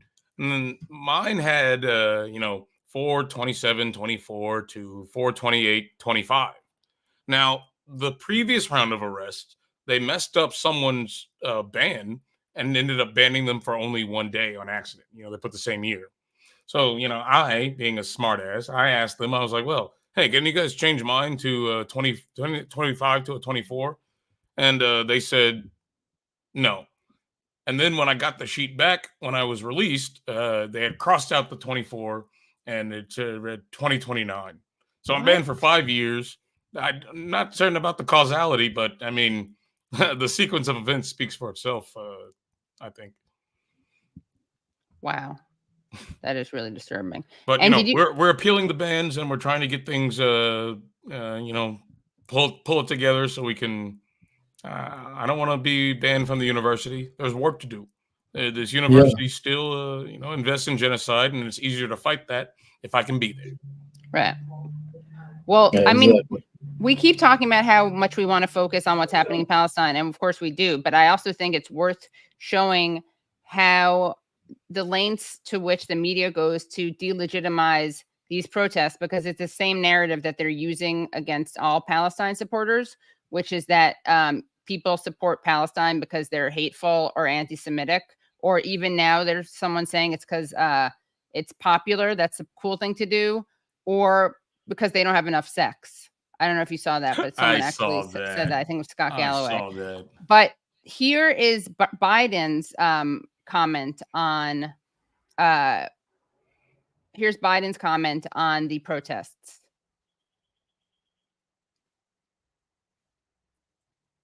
Statement from Deputy Press Secretary Andrew Bates on behalf of Biden, obviously. President Biden has stood against repugnant anti-Semitic smears and violent rhetoric his entire life. He condemns the use of the term intifada, as he has the other tragic and dangerous hate speech displayed in recent days. President Biden respects the right to free expression, but protests must be peaceful and lawful. Forcibly taking over buildings is not peaceful. It is wrong. And hate speech and hate symbols have no place in America. Well, thank you, Joe Biden, for that crock of shit. It's again, like I said in that piece that the Fox affiliate ran yesterday, they simply said that intifada translates to death to Jews. Or, right, which is, and it's really uprising. Again, sorry for or getting you shaking off. Yeah. I'll Venmo you like $5. Yeah. But yeah, it's the easiest thing in the world to Google. And if you've looked at Palestine for more than a day or two, you've heard the term and seen the term intifada. And you know that it doesn't mean what he said it means, but they printed it anyway and they just moved right on. That is how these protests are delegitimized. Yeah, I think for the intifada part, the first part example of how to morally judge the word is the fact that the Warsaw Ghetto Uprising is referred to as intifada in Arabic. Right. That's one of the clearest things you need to know. Right. Very important point. Well, we, as promised, are going to be joined by Rahma Zain, who is joining from her car, I think. Is that right? Okay. So this is going to be a little shaky, but she really wanted to join and make some comments and talk to us because she's usually in Egypt, but she's stateside now. So here we are. Hi, how are you? Hi, Katie. Yes, I'm sorry. It is quite impromptu, but I'm glad to join in, even in a car, on a plane, whichever. Okay. So you were recently on Piers Morgan. And I believe you wanted to talk about that exchange that you had with him, and also the son of one of the heads of Hamas. Is that how he's introduced? Yes, that is how he's introduced. So what I was going to say was, it was very interesting that the show had been calling me to go on for a long time, a lot of times, and I'd always say no because I thought, there's absolutely no point to it. And I did agree to go on the show. And I was quite surprised that 6 months later, we are having the same questions being addressed to us. And we're having to repeat ourselves. And I think it dawned on me then and there, and how scary it was, that it wasn't that you're debating, it wasn't that you're giving facts of the matter as to what's happening, is that you are convincing the other party that Arab life is as worthy. And that is the scariest thing. when it dawns on you that these debates are absolutely null and void because the person Oops, we lost you. All right, we may have to do this another time when she's not in transit. All right. Well, at least we got to hear some. Oh, she's back. Okay. Yes. Sorry, so what I'm lost saying you, yeah. is it is very scary when it dawns on you that these conversations are not debates where you're bringing in facts or you're discussing the fact of the matter or the continued onslaught. The fact that 5 or 6 months later, I am being asked the same questions and the 40,000 Palestinians killed is being ignored is extremely scary, because you realize that you're not dealing with people who don't know what's happening. You're dealing people that know exactly what's happening, but simply think that you are lesser than. So how can I start this conversation if you are looking at me and think that my life is worth less than a person of the West? And that is what is scary. And this is why these student movements are extremely important now. They're extremely important. And though they're trying to discredit them, it's not working, because there's only so much you can do to hide the sun. And it was really hurtful for me, because at one point, even during the interview, I froze, because the realization that you are looking and talking to someone who is thinking that your life is not worth it, there's no point. Then how do you move on from there? How do you solve anything from there? How do you have a constructive conversation from there if the person is looking at you straight in the face, asking you the same questions despite 40,000 Palestinian deaths later?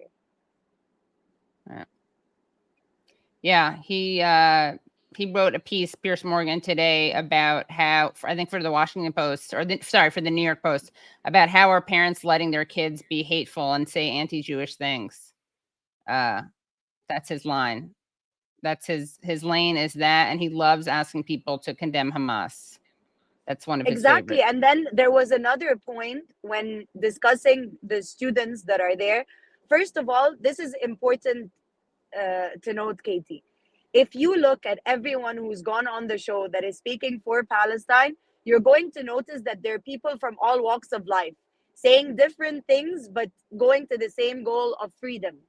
When you look at the people who are speaking up for Zionism and speaking against these students, they regurgitate almost a press release type of messaging. They keep reiterating the same thing. Hamas, Hamas, Hamas.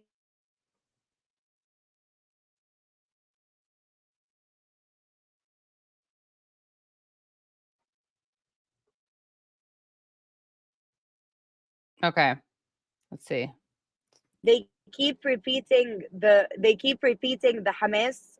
They keep reiterating the same things about Hamas, trying to discredit the students, talking about infiltration from Islamists. It's absolutely ridiculous. Yeah. There's no right? point. I've been to these protests. You have people from all walks of life. It was very bizarre for them to tell me, how do the Jewish students feel, when right next to me were Jewish students, and they're one of the most vocal about what's going on. You have Muslim students, you have Christian students. It's not about the religion, and absolutely ridiculous for them to try and sway the narrative towards that. Think about it, guys. I'm shocked. Think about it. At the end of the day, how are you defending people stuck under rubble, being killed by thousands? How are you defending children being abducted from their homes? Every day is a new atrocity. Every day is a war crime. It's insane. There's no point in debating anymore. And this is why this student movement is imperative. Everybody speaking up is imperative, because it dawns on you that you're not trying to debate the other person. You're trying to convince them that my life is worth it, that you shouldn't rob me, that you shouldn't murder me. Right. How do you have a discussion after that if the infrastructure of it is racist, if the infrastructure of it is supremacist, if the infrastructure of it is that you are thinking that I am lesser than? And it's true. And this is why we see these token colored politicians, whether Arab or African American, they're the scariest. And the only reason they're allowed on the table is because they're on script. But notice when they go off script, they're no longer invited. They're no longer the decision makers. You are allowed in as a colored person as long as you speak like us. That is it. Otherwise, you are shunned, you are discredited, you are called barbaric, you are made to seem a terrorist. You've had all kinds of names being thrown at these protesters. Protesters who are saying genocide is wrong. Can you fathom that? When you actually think about it, you realize how farcical it all is. How dare you? At one point, you realize that these students are not scared of being suspended, of being expelled. They are more scared to live in a world that is okay with a televised genocide. Right. I am more scared to live in a world where war criminals are recording videos of them toying with Palestinian women's lingerie, of dead and displaced women's lingerie, than live in a world where I'm going to get expelled, where I'm going to be kicked out of the system. What kind of world is it? So if anything, these students are the smartest ones on there, because there's this void of leadership and they've realized that they need to step in. They've been waiting for the adult in the room and no one showed up. So they're the ones that are showing up. Right. They keep waiting for someone to speak up and it's not happening. So of course they're going to fill in that void. Of course they're going to speak up, because there's only so much you can sustain when you are watching day-to-day different atrocities, be it the aid, be it what happened to UNRWA. Every day is something. How can you sustain this? And what are you expecting the world to look like afterwards? Right. After this. And now there is an invasion of Rafah, and we're sitting here debating what is right and what is wrong. And Hamas, this is bigger, this is older than Hamas, this is bigger, this is older than any political entity, this is a plight, this is the result of years of oppression. And I said this also on the show. They talk about, and especially in our culture, sometimes it's not even the blatant killing and theft, it's the disrespect. Watching your father get disrespected at the checkpoint, watching your colleague suddenly get dragged away from his home, watching as a soldier helps a settler come into your home and takes everything that you own and that you've worked with, and for the world to stand up and say, well, you ought to be quiet about it. How else are you going to resist this if every single international entity is being used to actually weaponize and enable these atrocities? Who's to stand up for me? And this is what's happening with the students is a microcosm of that. Who's standing up for what's happening? Who's standing up for the oppressed? The world is broken. And what is happening in Palestine is a representation of the continued oppression of the complete distrust between people and their leaders. This is not sustainable. And for people to come out and instead of listening to these protesters, instead of listening to these students and them dawning on them, oh yes, we need to do something about it, instead of them saying that, they discredit their own students. Of course it's infuriating. Of course it's going to push these students to continue. Yeah. Well, we actually have a clip of you. Oh, sorry. Well, we have a clip of you on Piers Morgan. Let's take a look at Israel have responded to that terror attack by ending the siege. So here's Piers Morgan with a gotcha asking you how Israel should have responded to October 7th, to the terrorist attack. How should Israel have responded to that terror attack? By ending the siege, by ending apartheid, by realizing that this is not a sustainable solution to keep oppressing a people. I'll tell you something interesting.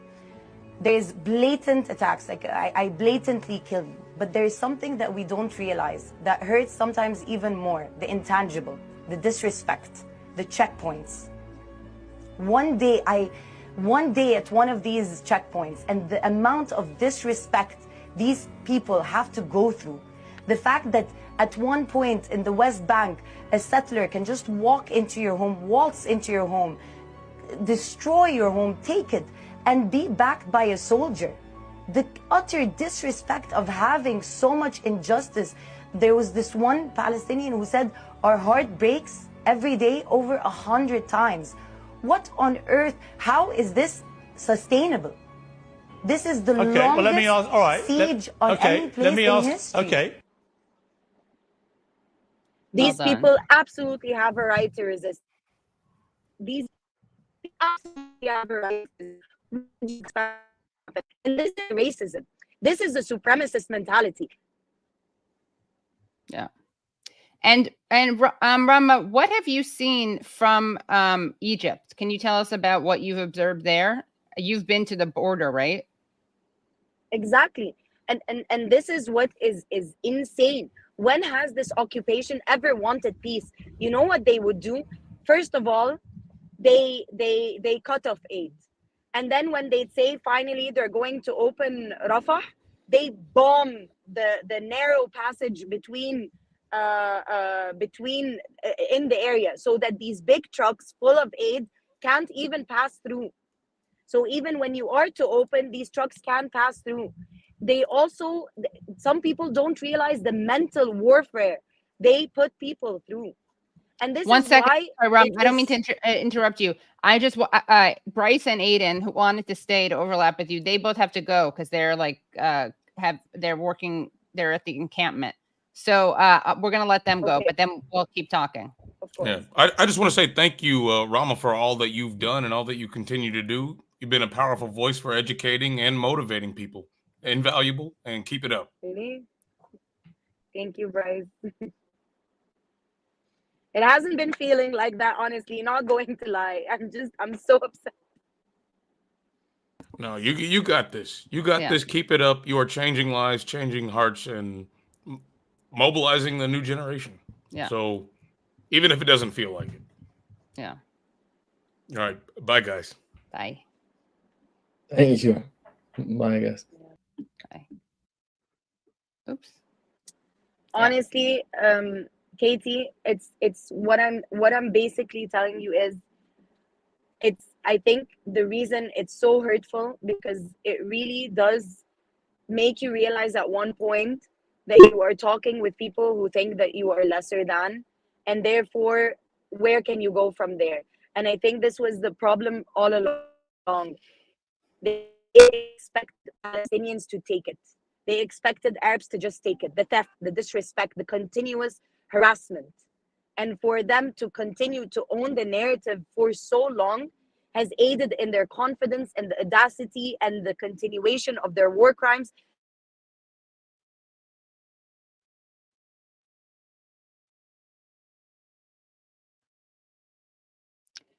Well, Rahma, let's try to get you on again before you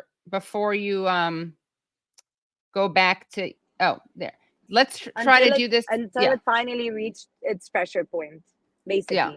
You are seeing the result of people expecting you to be oppressed and be silent about it. Yeah. Well, let's try to, Rahma, this was really important, and I have so many more questions for you. But let's try to do this when you have a better connection. Sometime this week. Yeah, for sure. We can pre-tape. Yeah, I thought my connection was great, but I think it keeps going and coming. Yeah.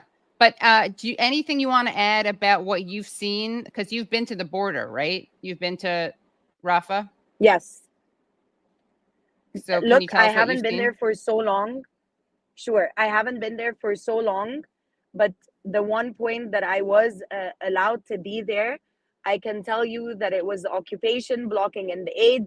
I can tell you that 2 a.m. they're so evil and so Machiavellian. They're so evil that at one point, 2 a.m. they start bombing, and it's carpet bombing. So you hear one bomb go off after the other, and with each bomb, it's how many civilians are being slaughtered, how many lives are being shut down.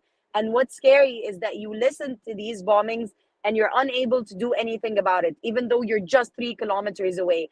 And I think this is exactly how the students are feeling now. They're watching a genocide live on their television, on their screens, and they're waiting for someone to do something about it. No one's doing something about it, so they've decided to be the resilient force that's actually going to stand up and say enough is enough. And though, for going back to that, the ridiculous conversation I was having with this man who claimed to be the son of a Hamas leader, who is the son of a Hamas leader, giving his Machiavellian monologues, you know, and it's just absolutely ridiculous, being on the Mossad payroll and speaking in this manner, saying there's no such thing as a Palestinian, and yet saying that he's going to speak on behalf of the Palestinians, and then having this other a host who is repeating the same questions you've heard 5 months ago. 40,000 Palestinian deaths later.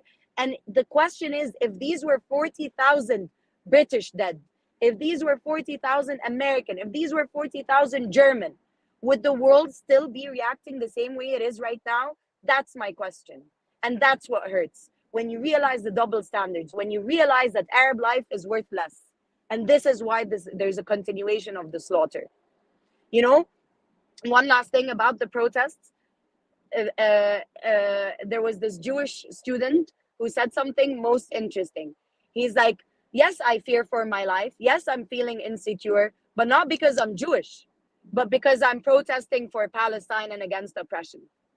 Right. That's it. Yeah. Yeah. Well, Rahma, thank you so much for what you do, and keep doing it. And you're doing great. And I'm sorry if you're upset, but don't be upset, because I know you're on the right side of history. Why it's so funny. Like after you have a show like that, you want to speak to a friend, so it's helpful. Yeah, of course. Well, I'm glad you could speak to me and a couple thousand people watching. We're all your friends. You definitely are, Katie. And I'm so proud of what you're doing, and really, really, you know, I have so much love for you, as you and Aaron, of course, but like, really keep doing what you're doing. And we have that all each other. There's this community that has sprouted out of people who just want to do what's right. It's ridiculous. It's crazy. Yeah. You're basically saying killing people is wrong, oppressing them is wrong, stop it. Right. And they're calling you extremist and all sorts of names. And hateful. Yeah. Yeah. Well, just so you know, you probably can't see it, but you're getting a lot of love in the chat. Much love, Rahma. Never give up. You have a powerful voice. Give them, so you're getting a lot of support in there. Yeah. Yeah, I've but cried every day for Gaza. We're all doing what we can. Yeah. We all cry every day, and at the end of the day, there are no idols, there are no heroes. And this was something else that was said on the show that I was just so shocked that they were talking about. He was like, what are your leader? Who is your leader? I'm like, this is a grassroots movement. And this is why I reiterate, everyone who is speaking for Palestine has a different mindset, has a different ideology. But at the end of the day, it's ultimately about oppression is wrong. Right. And yesterday, like the day before yesterday, were these Palestinian Christians who are so hurt because of the siege that is happening on the church. For example, a mother getting shot at, and then her daughter getting shot at because she comes to help out her mother. This is not, they're trying so hard to make it a religion thing, but it is a human thing. It's about you, it's about me. It's a collective movement where people are saying, this, where is this world going? Where is this world is broken, and there has to be something that needs to be done now. Well, thank you, Welcome Rahma. to my TED Talk. No, thank you for that. Yeah. Thank you so much for joining, and we'll talk to you again soon. And you have a lot of love coming to you from the chat, and you're on the right side of history. So, and your voice is very powerful. And so important. are you, and so are all of us, and you know, power to the people. Really, really power to the people. Great. Bye. Have a great night. I love you, Katie. We'll talk soon. Bye, Bye. my love. All right. Well, this was great. Thank you all. Thank you, Brad, for helping facilitate that, for putting in the video. Thank you all for your patience. I think that was a great show. I'm a little distracted tonight because I'm just so overwhelmed by the invasion of Rafah that we're about to see. The fact that they're not letting men of military age leave. Brad, did you see that news? Brad, do you want to come on and talk about anything? All right, he doesn't. All right. I thought maybe he would, because I like to vent with Brad sometimes. But I'll just vent to you guys instead. Anyway, what's happening is terrible. It's genocide. We know that. The fact that they're not letting out men is disgusting. I saw there were all these images. We can only tackle so much in one show, but there are all these images of real police brutality here. And apparently they're sweeping CUNY right now. And I think something I keep struggling with is that I understand that it's important to distinguish between what's happening on campuses and police brutality versus genocide.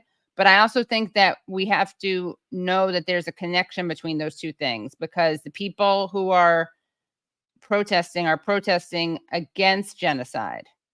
They're protesting against genocide. And the same people who are supporting genocide are supporting a crackdown on free speech and are supporting police brutality. And people say that fascism is imperialism or colonialism turned inward. And obviously what we're seeing in Israel, in Palestine, is a colonial war, colonial genocide. And so it makes a lot of sense that we're seeing this crackdown, and it's very scary. And yeah, there's other videos. There was a professor at Washington University, I think, who went to the hospital, and the doctor said he's lucky he's still alive. His ribs were broken. So anyway, I know that everyone here. Oh, and Brad's here. Yeah. One thing that we didn't get to, Katie, that I can play since I spent a significant amount of time getting it able to be heard is the scanner audio. Oh, okay, great. Yeah, let's do that. All right. So here's them. No, this is the police talking about arresting Bryce. 33-1, 88-1, Overwatch. You know what? I do see your main actor, the black male with the afro. He's in a black shirt, or dark blue shirt with a white scarf and black shorts. 433 wants clear on that, and he's got a detail for that. They still look relaxed, but some of them are putting on headscarves and covering their faces like they're getting ready for the days. Also, your other main actor, the white subject, he's in a black shirt and blue jeans. I do not see any bullhorns with him at this time. Okay, we'll keep an eye out for him. Is he got a bullhorn or anything? So that's that. And that's, by the way, from Jeremy Hogan at Bloomingtonian. That's who accessed those police scanners, yeah, where they're describing Bryce. Yeah, and I've seen photos of people in civilian clothes not doing a very good job of shielding their phone screens, and they're just clearly like text messaging police groups. And yeah, there's far too much to get through in one program, but yeah, it's and to the Indiana University thing about the snipers, it just boggles my mind how they I know Aidan had mentioned that the administration had mentioned, or they had come out saying there's no snipers, initially that there were no snipers, and then as we showed here, video and audio and photos emerged, and as far as I'm aware, nothing's really come of the official university, like public came out and objectively lied, and nothing really, at least that I'm aware of, has happened because of that. And I'm still gobsmacked about them scratching off the 25 and putting 29 on Bryce's. That's insane. Yeah. And by the way, breaking news from if you're in the city, I'm not in the city right now, but students and workers from CUNY are requesting support and backup for an encampment at CUNY right now at City College. So if you're there, try to come over there. Try to go over there. And you can follow, you can go to follow on Instagram, CUNY GSE, CUNY GSE. Because CUNY's not getting as much attention as Columbia, obviously, but they're doing great work. I just wonder, like, collectively seem to have the memory of a goldfish, because at least that I'm aware of in our history, there's literally been no student-led movement that has not turned out to be on the correct side of things.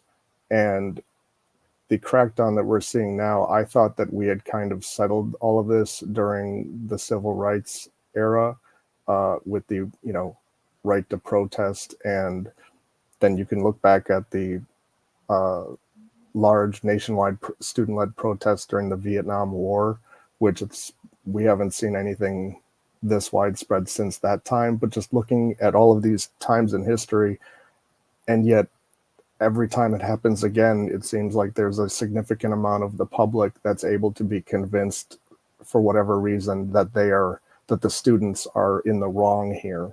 Right. I mean, I guess it just speaks to. Well, they think that I'm sure a lot of the people think that they were wrong then too. No, I'm sure. But I mean, with the benefit of hindsight now, right.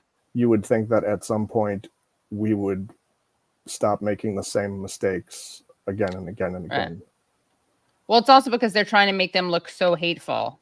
Right. Even though the people on the other side are actually the ones who are engaging in hate speech. I mean, I don't have it. I'm sure a lot of people in the audience have already seen it, and I could, find it for another time. But I mean, you could even look up the newspaper, those cartoons that are in newspapers back from in Martin Luther King's time period, and those cartoons, they painted him as a violent. Oh yeah. I mean, literally the exact same thing as we're seeing today. Yeah. It just. Yeah, I want to show this one video. Can I just show it in my window? It's a Twitter video. There'll probably be an echo on your end that only you can hear, but maybe not. But it should be fine. So this is something that Prem Sacker, who we've had on the show, tweeted out. Shocking footage shows several officers at Washington University, St. Louis, beating a professor, slamming him, and dragging his limp body. SEUE. History professor Steve Tamari is reportedly hospitalized with broken ribs and a broken hand. One doctor told him he's lucky to be alive. This is Southern Illinois University at Edwardsville. So let me just play this.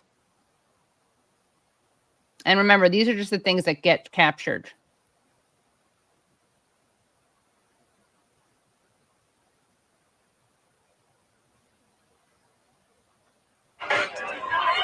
Can you hear that? Yep. Okay. Here, I'll change my Shure mic. I think it's better.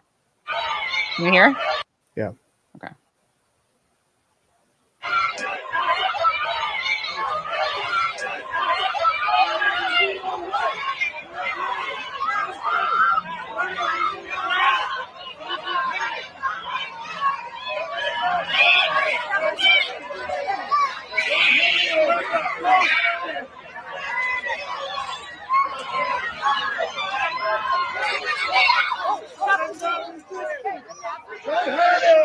Don't hurt him!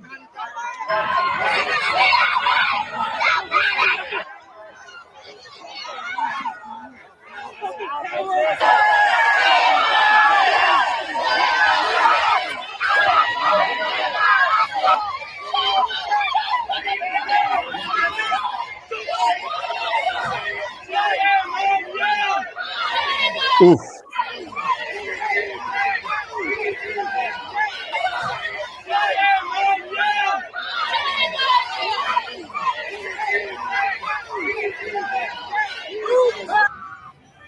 Look at that. You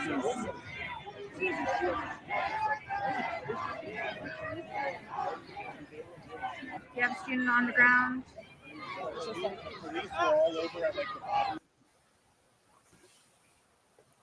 Wow. Yeah. So his mistake, his crime was filming what was happening. Which again is not a crime. Of course not. Right. But in the moment, that doesn't matter. Yeah. Yeah. I mean, it's disgusting. And we saw what they did at that other professor who was thrown on the ground. That got a lot of attention at Emory. Right. Whose husband was, I believe, the dean of admissions or something. I mean, these people are.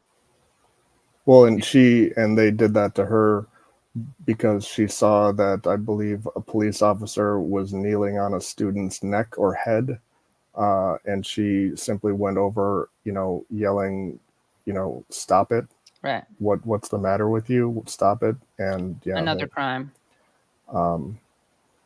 Yeah, I just think it seems pretty clear that the Democratic Party and Biden at all, they don't plan on winning the election. I think it's just showing that when it comes down to it, that's not the really important thing to them. I mean, if anything, you could argue that not winning is actually more beneficial for them, because then they can spend the next few years fear-mongering and fundraising off of that. But what the most important thing is protecting their capital, protecting, the status quo, and how they talk about, like at the White House Correspondents' dinner, about how we live in a democracy and we have this freedom.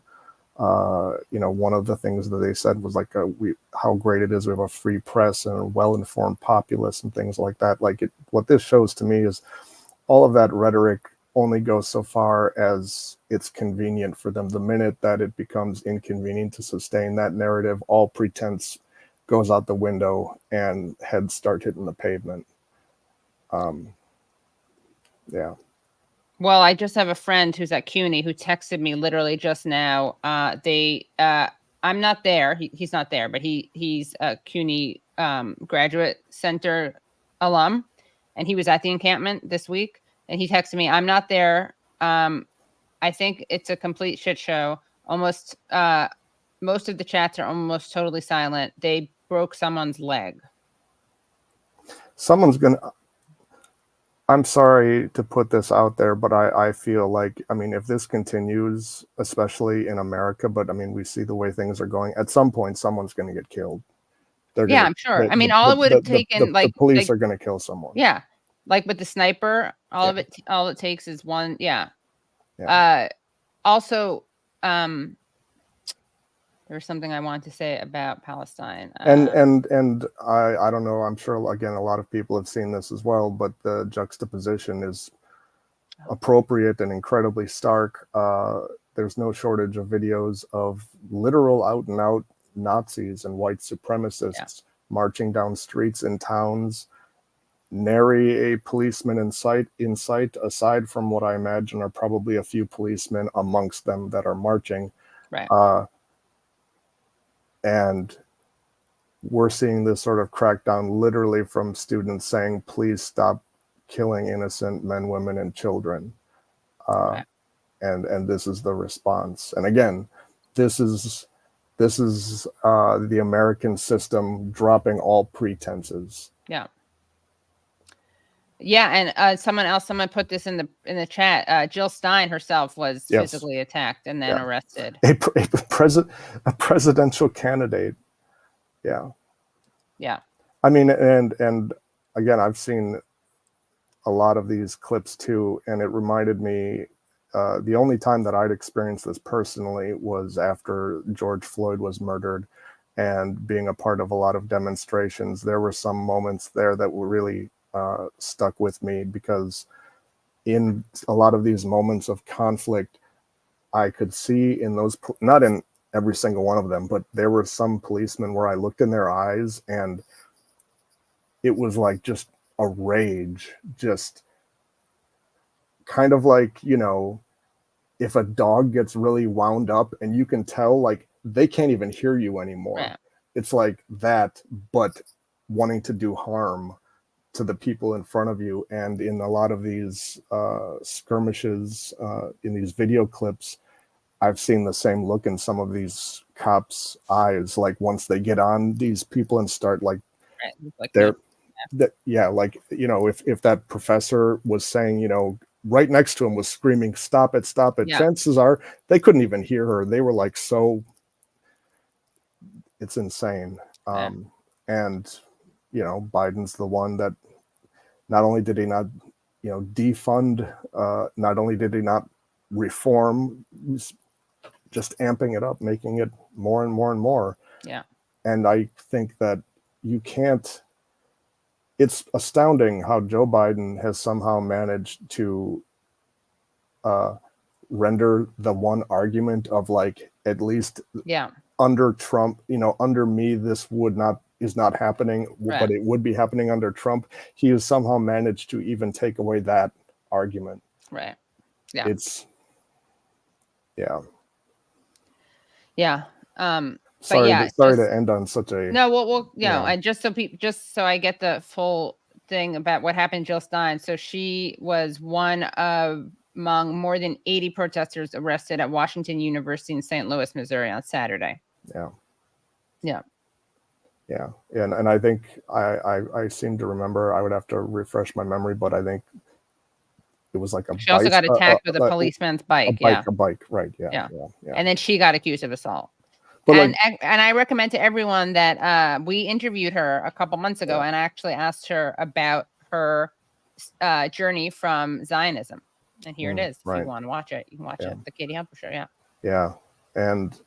But again, I think that this is what made me think of the whole experience with the rage and not being, tunnel vision, not being able to hear what's around you.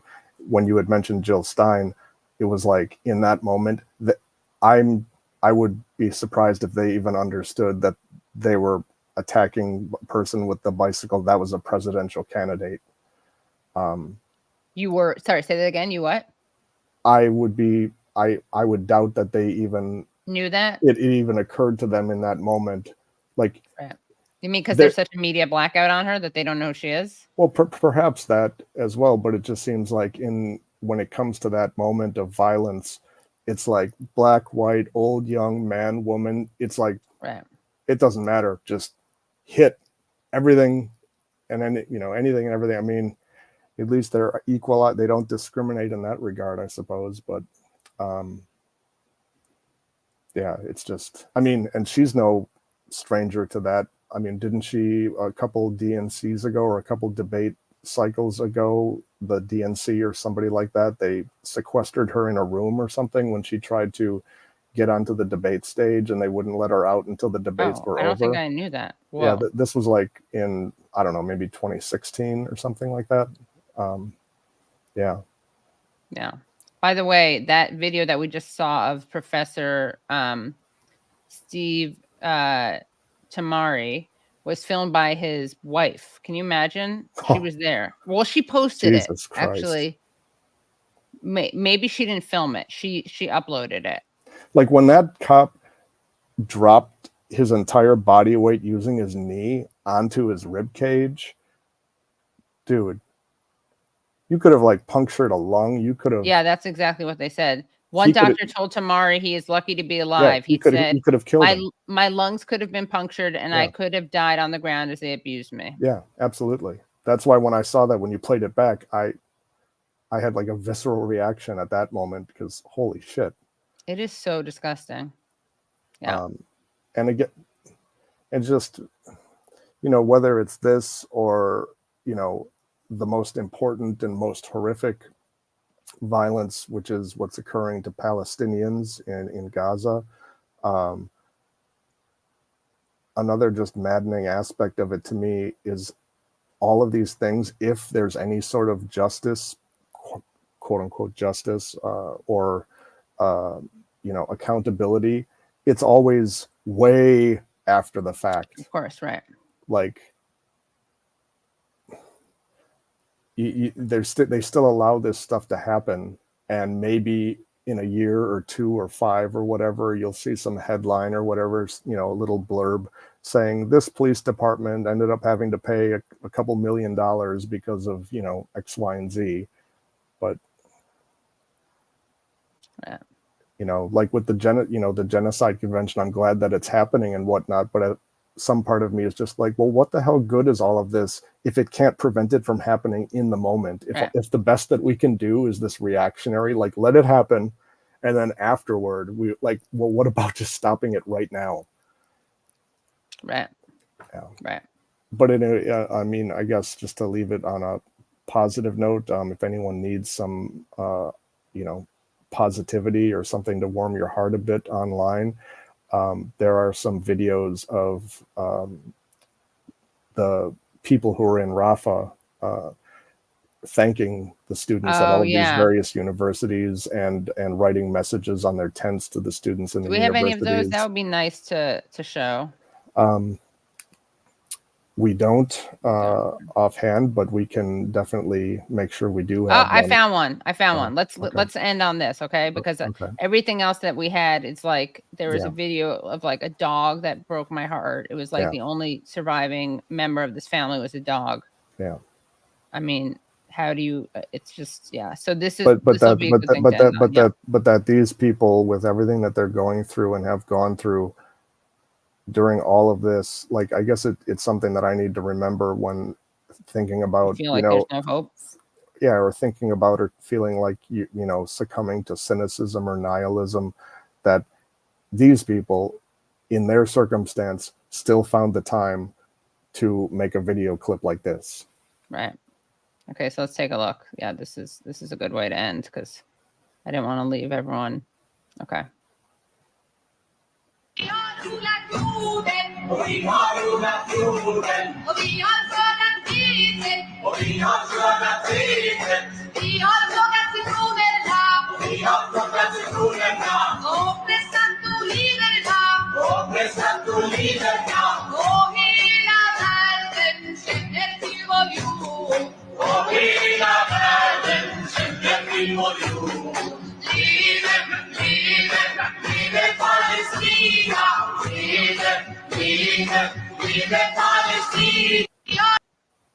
Yeah.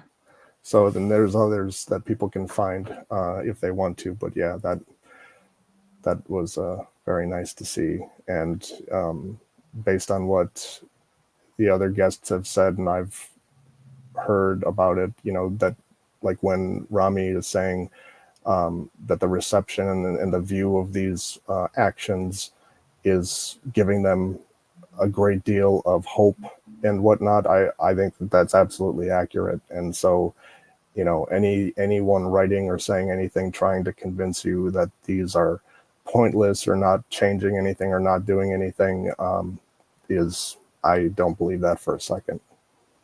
And also, I think because of you see the veracity of the crackdown. Like, if it didn't matter or it's not potentially doing anything, you wouldn't be seeing this. You wouldn't be seeing them turning, you know, these schools into freaking war zones if they weren't, you know, dangerous in a good way. Right, exactly. Yeah. Dangerous to, I mean, they're not dangerous. I shouldn't say that because if they weren't a threat to the status quo. Right, because the only way that this changes is if people en masse demand that change, and they're seeing, I mean, I've seen accounts of like middle to older age suburban white moms now. This is on their radar and they're like going, you know, to support these students. I mean, when you're reaching white suburban mom territory, I mean, yeah. So and they're right and they're correct, but it's just unfortunate that, you know, the administration and all of that, what that entails, it's just that it's like they're gonna die on this hill. And it is a horrible hill to die on.